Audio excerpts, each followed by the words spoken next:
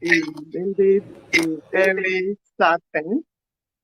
As a mother, a woman, a sister, a daughter, it's something that is really heart-rending whenever we hear of rape cases. It's even more saddening when you hear the situation with close family members underage also going through this. You begin to wonder, where are we actually heading to? Unfortunately, we seems not to be having enough of deterrence in terms of laws, punishment to the offenders. So for me, I think that the first thing to look at is to look at the culture that enables this kind of violence. For instance, I appreciate what Hajia was saying earlier, that it's not as if there is more rape going on now, but that we are becoming more aware of it right now because of the information available to us. So it means that these things have been going on. At least you see how the culture of rape started even from the corona period. It started building up and building up. And I have a story when it comes to rape. I believe that rape is not about just the sex. It's not about enjoyment of sex. It's about power.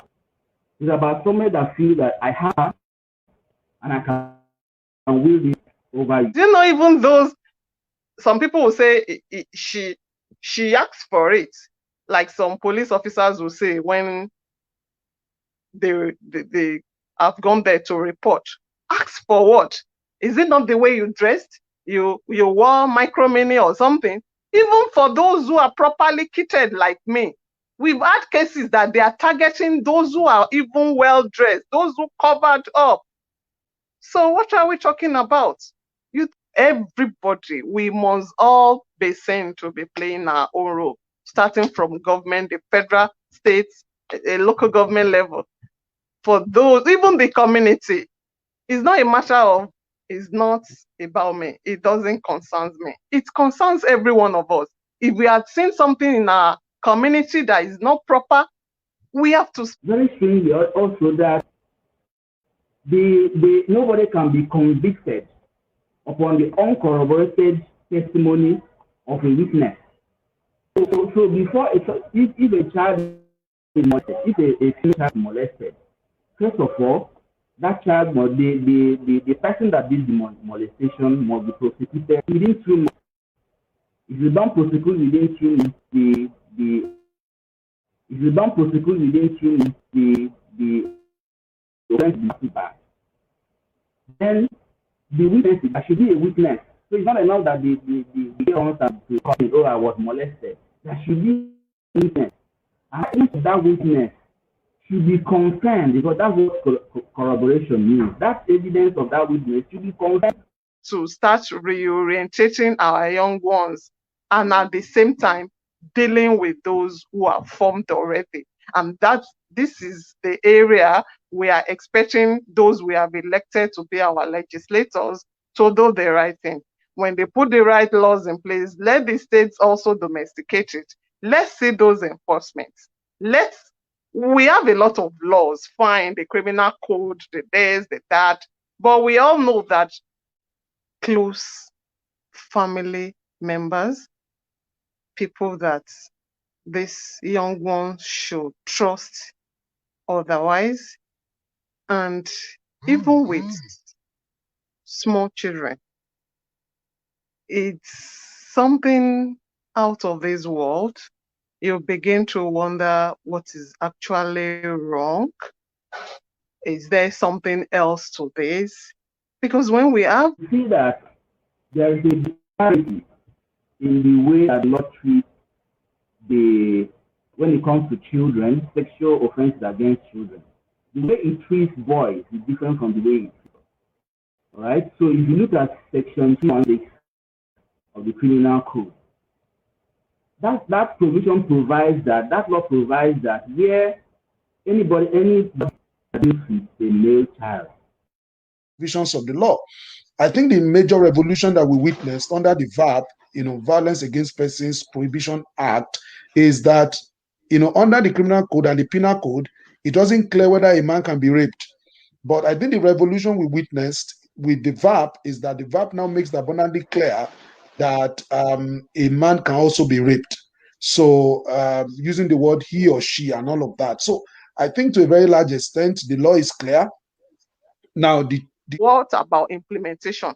How many of those offenders are actually, prosecuted to the end and given the necessary punishment, as in punishment that is deterrent enough, to the extent that anybody who is thinking of committing rape or any sexual whatever will think twice before doing so.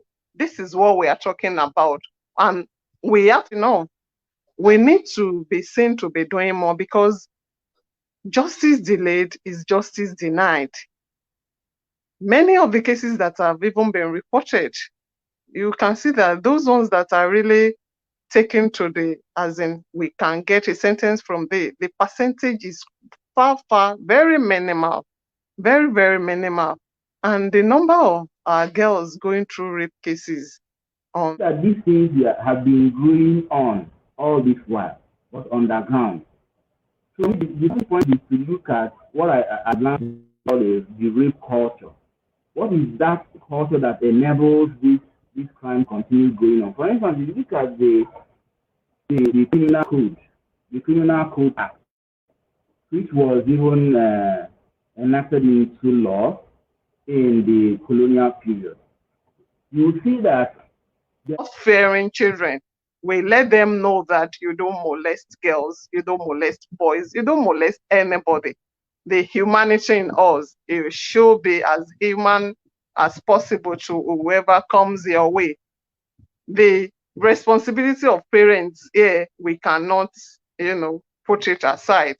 But we all agree with me that we have some people that are formed already. They are formed. They are in the society. They are maybe teenagers, elderly. We also have to look into this. And that's why we're saying government, judiciary, the police, our legislators, all hands have to be on deck. Everybody have to play their own role. As much as we are saying, okay, let's focus our attention on ensuring that we are giving our boys the proper orientation. You cannot be seen to be, forceful with any girl. We are talking about positive masculinity here. Fine, you are a guy, but you don't have to force it down on any girl.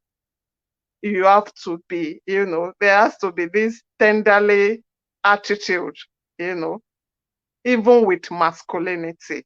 That's what we are talking about. We have to start reorientating our young ones, and at the same time dealing with those who are formed already. And this is the area we are expecting those we have elected to be our legislators to do the right thing. When they put the right laws in place, let the states also domesticate it. Let's see those enforcements. We have a lot of laws, fine, the criminal code, the this, the that, but we all know that problem is implementing those policies. Those good policies we have in our different books. The laws are there, but what about implementation? How many of those offenders are actually, prosecuted to the end and given the necessary punishment, as in punishment that is deterrent enough, to the extent that anybody who is thinking of committing rape or any sexual whatever will think twice before doing so. This is what we are talking about. And we have to actually be seen to be doing the right thing. For the judiciary, we have so many cases in courts. Some cases have been there for donkey years. What about those who have been, victimized? The emotional trauma, the psychological. We cannot discuss rape vis-a-vis the provisions of the law without discussing the society in which we live in.